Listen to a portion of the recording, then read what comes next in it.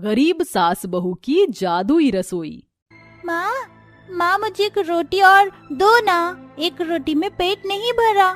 हाँ रुक बेटी, ये ले। जैसे ही राधा 5 साल की मुनिया के प्लेट में रोटी डालने वाली होती है, तभी सास कमला उसे रोक लेती है। अरे तूने अपने हिस्से की एक रोटी खा ली ना, चल उठ जा अब। मगर माँ जी अभी मुनिया का पेट नहीं भरा, एक रोटी देने दीजिए। अगर तुझे अपनी इस भुक्कड़ बेटी को पेट भरकर रोटी खिलानी है तो कल से ज्यादा आटा लेकर आना। नहीं, मेरे होते हुए मेरी बच्ची आधा पेट खाना नहीं खाएगी। अपने हिस्से की रोटी राधा अपनी बेटी को खिला देती है और फिर गिनकर बनाई हुई रोटियों में से अपने गरीब ससुराल वालों को भी खिला देती है। तभी मोहन कहता है, राधा ये ले, मेरे में से एक रोटी तुम खा लो। नहीं भाभी, आप मेरे में से रोटी ले लो। हाँ दे दो इसे अपने हिस्से की रोटी, वरना दोनों भाई बहन महान कैसे बनोगे। ये बित्ते भर की छोकरी 2 रोटी ठूसेगी तो इतना अनाज कहाँ से आएगा। अरे कमला, कम से कम बेचारी उस बच्ची को तो छोड़ दो, उसके खाने पीने में भी टोकती रहती हो। हाँ, इस घर में सबको मैं ही तो गलत लगती हूँ। कहा था मैंने तुमसे मोहन की शादी इससे ना करो, मगर तुम्हारी तो मती मारी गई थी। जब से ये कुलच्छनी करमजली ब्याह करके आ गई है, तब से सुख से 2 वक्त की रूखी सूखी रोटी भी नसीब नहीं हो रही। अरे कुली के काम से अच्छा खासा कमाता धमाता था मेरा बेटा, वहाँ अब देखो उसके पैर क्या गए, घर की रसोई में राशन पानी के लाले पड़े हैं। मगर माँ, मेरे बदले बेचारी राधा बाहर जाकर मजदूरी करके घर का खर्चा चला रही है, फिर भी तुम इस बेचारी को कोसती रहती हो। ये तू नहीं मोहन, बल्कि तेरे मन में इस नागिन ने जो जहर भरा है वो बोल रहा है। मोहन जी, आपको मेरी कसम, चुप हो जाइए। उस गरीबी के चलते बेचारी राधा आटे के चोकर की रोटी बनाकर वही लेकर काम पर चल पड़ती है, जहाँ रास्ते में वो एक ढाबा देखती है। इस ढाबे पर हर दिन कितनी भीड़ लगी रहती है। काश कि मेरे पास भी इतने पैसे होते कि मैं भी ढाबा खोल सकती। कितने वक्त से पैसे जोड़ने की कोशिश कर रही हूँ, मगर जो भी कमाती हूँ वो 2 वक्त की रोटी खाने और रसोई चलाने में ही लग जाता है। ऊपर से रोज उस रघु की गंदी नजर झेलना। ईटा भट्टी पर आकर दिन भर ईंट ढोती है, तभी दोपहर हो जाती है। तभी उसे चोकर की रूखी सूखी रोटी खाता देखकर रघु कहता है, अरे राधा, तुझे रूखी सूखी चोकर की रोटी खाते देखकर बड़ा बुरा लग रहा है। कह तो मैं तेरे घर की रसोई में राशन पानी भरवा दूं, बदले में बस तू मुझे खुश कर दे। वैसे भी तेरा अपाहिज पति किसी काम का नहीं। गुस्से से राधा उसे खींचकर थप्पड़ मारती है। तूने मुझे थप्पड़ मारा, निकल जा यहाँ से। जा रही हूँ और थूकती हूँ मैं ऐसे काम पर। मैं उनमें से नहीं हूँ जिन्हें 2 वक्त की रोटी कमाने के लिए मैं खुद को बेच दूं। अपना स्वाभिमान बचाकर वह गरीब बहू वहां से चली जाती है। वो कई जगह काम खोजती है। हे भगवान, मुझ गरीब बहू पर दया कर। अगर काम नहीं मिला तो मैं अपने घर का दाना पानी कैसे चलाऊंगी। आखिर में ले देकर उसे शादी में बर्तन मांजने का काम मिल जाता है। समय बीतता है। एक दिन, अरे ओ बहू रानी, अगर सभी खा चुके हो तो अपनी इस गरीब बूढ़ी सास को भी 2 रोटी डाल दे। जी माँ जी, ये लीजिए। सभी के खाने के बाद राधा आखिर में एक रोटी खाने बैठती है। तभी एक 70-80 साल की बुढ़िया उसके दरवाजे पर आकर खड़ी हो जाती है। सुनो बेटी, मुझे गरीब को थोड़ा खाना खिला दो। भगवान तुम्हारी रसोई को अन्न पानी से भरेगा। ये लो अम्मा, आप खा लो। अरे बहू, ये कौन सी समझदारी की बात हुई। यहाँ अपने खाने का ठिकाना नहीं है और अपने हिस्से की रोटी बुढ़िया को दे दी। जा मर भूखे, मैं तो तुझे अपने में से एक टुक भी ना दूं। उस दिन के बाद से वह बुढ़िया रोज उसके दरवाजे पर आती है और राधा अपने हिस्से की रोटी बुढ़िया को खिलाकर खुद नमक पानी पीकर रह जाती है।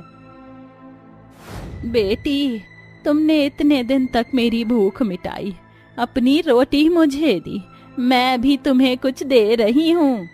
बुढ़िया अपनी गंदी गठरी में से एक पतीला उसे देती है। ये लो बेटी, मेरी तरफ से ये पतीला तुम रख लो। पतीला देखकर कमला जोर जोर से बड़बड़ाने लगती है। ये बुढ़िया तो बड़ी मक्कार निकली। इतने दिनों तक हम गरीबों के घर की रोटियां मुफ्त में तोड़ती रही और आज देखो ये पुराना सा पतीला पकड़ा कर जा रही है। कुछ रुपया पैसा देती। बूढ़ी अम्मा का दिया पतीला राधा खुशी से लेकर रसोई में रख देती है। अब शादी का काम बंद पड़ जाने के चलते वह पूरी तरह घर पर बैठ जाती है। माँ भूख लगी है, कुछ दो ना खाने को। ये काम चोर कमा धमा तो रही नहीं, अब तो लगता है भीख मांग कर खाना पड़ेगा। नहीं माँ जी, मैं कुछ देखती हूँ। गरीब बहू रसोई में रखा राशन का एक एक डिब्बा टटोलती है, जिसमें उसे बड़े थोड़े से चावल मिलते हैं। इतने थोड़े से चावल हैं, एक काम करती हूँ, भात बना देती हूँ। तभी वह बूढ़ी अम्मा के दिए पतीले में वह चावल चूल्हे पर पकाने लगती है और बार बार अपने भूखे ससुराल वालों का मुंह देखती है। भाभी, चावल बन गया, भूख से ना जान जा रही है। बस बनने वाला है गौरी। चावल बनाकर राधा सभी को परोसती है। बहू थोड़ा सा भात और देना। पता नहीं पतीले में चावल बचा होगा कि नहीं। तभी पतीले में चावल भरे देखकर वह गरीब बहू चौंक जाती है। ये क्या जादू है? मैंने तो बड़ी ही थोड़े से चावल बनाए थे, सबने पेट भरकर खा भी लिया, फिर भी एक पतीला चावल बच गया। कहीं मेरी रसोई जादुई तो नहीं हो गई? ये सोचकर वह गरीब बहू आटे के कनस्तर पर हाथ रखकर कहती है, अगर मेरी रसोई जादुई है तो ये कनस्तर आटे से भर जाए। तभी तेज रोशनी चमकती है और डिब्बा आटे से भर जाता है। ऐसे ही वह सभी खाली मसाले, दाल, तेल के डब्बों को छूकर भी कहती है और एक सुनहरी चमक के साथ उसकी रसोई राशन पानी से भर जाती है। अगली सुबह रसोई देखकर कमला कहती है, ये मैं किसके घर की रसोई में आ गई हूँ? इतने सारे अनाज की बोरी। माँ जी, ये वही रसोई है जो आपने अपनी गरीब बहू को सौंपी थी। मगर बहू, घर में तो पैसे थे नहीं, इतना राशन पानी कहाँ से आया? राधा अपनी सास को जादुई रसोई की बात बताती है। माँ जी, जब से ये पतीला रसोई में आया है तभी से सब कुछ बदला है। बूढ़ी अम्मा को भगवान ने हमारी मदद के लिए भेजा था और मैं अपनी कंजूसियों के चलते जितना उन्हें खिलाया नहीं उतना सुनाया। भगवान मुझे माफ कर देना। माँ जी, मैं सोच रही हूँ आज खाने में पूरी कचौरी बनाऊं। इतने वक्त से हम सभी रूखी सूखी रोटी ही तोड़ रहे हैं। फिर वह गरीब बहू जादुई पतीले को चूल्हे पर चढ़ाकर खाना बनाती है। मेरी जादुई रसोई, मुझे छोले पूरी दो ताकि मेरा परिवार आज पेट भर कर खाए। तभी एक जादुई चमक पतीले में समा जाती है, जिसमें छोले पूरी से वो पतीला भर जाता है। खाने में छोले पूरी देखकर सभी बड़े खुश होते हैं। अरे वाह भाभी, छोले पूरी! आज कितने वक्त के बाद ये अच्छा खाना खाने को मिल रहा है। माँ, आज तो 4 पूरी खाऊंगी। आपको पता है ना मुझे छोले पूरी खाना कितना पसंद है।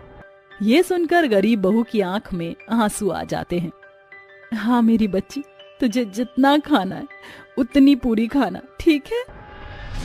उस गरीबी में कहां तो उस गरीब बहू की रसोई में कल तक गिन कर रोटियां बनती थी, मगर आज जादुई रसोई से उस रोज उसके ससुराल वाले पेट भर कर खाते हैं। दिन बीतते हैं और फिर एक दिन। माँ जी, आप तो जानती हैं कि मैं हमेशा से अपना एक ढाबा खोलना चाहती थी। क्यों ना हम अपनी जादुई रसोई को काम में ले आएं। उससे गरीब लोग 2 वक्त की रोटियां सस्ते में खा पाएंगे और फिर हम भी 4 पैसे कमा पाएंगे। फिर कल को गौरी के हाथ भी पीले करने हैं। हाँ बहू, तो एकदम ठीक कहती है। इसके बाद दोनों गरीब सास बहू अपनी जादुई रसोई का चूल्हा, सामान सब कुछ लगाकर ढाबा खोलती हैं। उनका ढाबा चल पड़ता है और सारा दिन वहाँ लोगों की भीड़ लगी रहती है। दोनों सास बहू बड़ी कमाई करती हैं, जिससे घर के हालात भी ठीक हो जाते हैं। अरे कजरी बिटिया, तू तैयार हो गई? हाँ बहू जी, हम तैयार हैं। बताइए कैसे लग रहे हैं हम? बहुत ही सुंदर लग रही है मेरी बच्ची। बाबूजी, आप ये बात हमारी खुशी के लिए बोल रहे हैं, बल्कि सच तो ये है कि हम आप पर बोझ बन गए हैं। अरे ये कैसी बात कह रही है बिटिया? तू तो हीरा है, हीरा, जिसकी पहचान सबको नहीं होती है। अब चल। बुधन अपनी काली बेटी कजरी को लड़के वालों के सामने लाता है। कजरी हरीश और निर्मला के पैर छूती है। बस भगवान कहीं ये रिश्ता भी हमरे काले रंग के चलते कट ना जाए। कजरी का भला स्वभाव देखकर निर्मला रिश्ता पक्का कर देती है। भाई साहब, हमें कजरी पसंद है। कजरी जैसी सुशील संस्कारी बहू हमें चाहिए थी। अच्छा, हम चलते हैं, अभी शादी की बहुत सी तैयारी करनी है। घर आकर, निर्मला जी, हम अर्जुन की शादी अपनी बेटियों के बिना कैसे कर सकते हैं? आखिर अर्जुन भाई है उनका।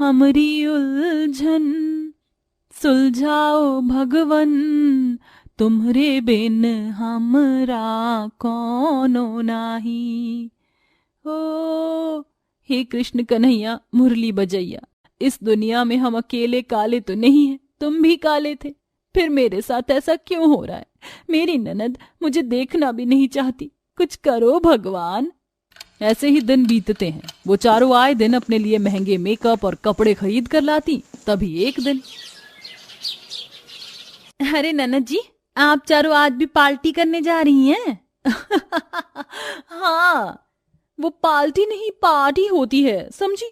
पता नहीं पापा मम्मी ने क्या देखकर तुम्हें हमारी भाभी बना दिया। ना शक्ल है, ना सूरत है, और ना ही बोलना आता है। Fuse bulb.